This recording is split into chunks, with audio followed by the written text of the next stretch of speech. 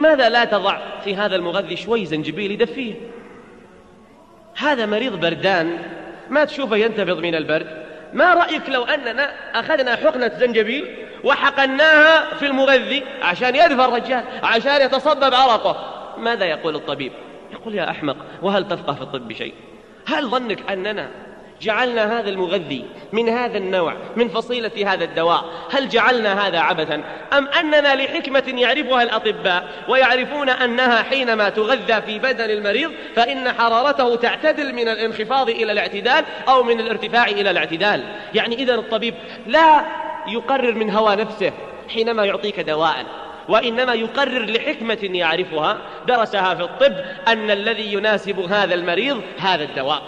وكذلك الطبيب حينما يكشف عليك ويقلب السماعة على صدرك، والحمد لله أن السماعات ما تطلع وش في القلوب. لو أن السماعة تطلع ماذا يفكر به الإنسان كان ما أحد ذهب للمستشفى. الحاصل أنك حينما تذهب إلى الطبيب ثم يعطيك الكبسولة الحمراء والكبسولة الصفراء والكبسولة الخضراء، فإذا ذهبت إلى الصيدلي وأعطيته الورقة وقلت تفضل الطبيب كشف علي وأعطاني هذا العلاج، فقام الصيدلي ونظر ما كتب الطبيب فأخذ كبسولات صفراء وحمراء وخضراء. ما يمكن واحد يقول يا أخي أنا هلالي أبغى كبسولة أزرق وأبيض، أو أنا نصراوي أريد كبسولة أصفر وأزرق.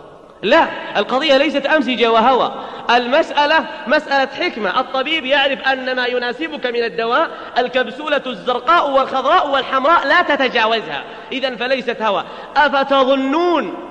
أتظنون أن الطبيب الذي يصرف لك من الدواء ما يناسبك ولا يتعداه إلى ما تشتهي أو تهوى، يعطيك الدواء المر وأنت تشتهي الحلو ويحرمك هذا الحلو ويختار لك المر؟ الطبيب يفعل ذلك لحكمة. أفتظن أن الله حرم عليك شيئا وأباح لك شيئا إلا لحكمة؟ الله أكبر. الله جل وعلا ما شرع عبثا وما خلق عبثا. أفحسبتم أنما خلقناكم عبثا وأنكم إلينا لا ترجعون.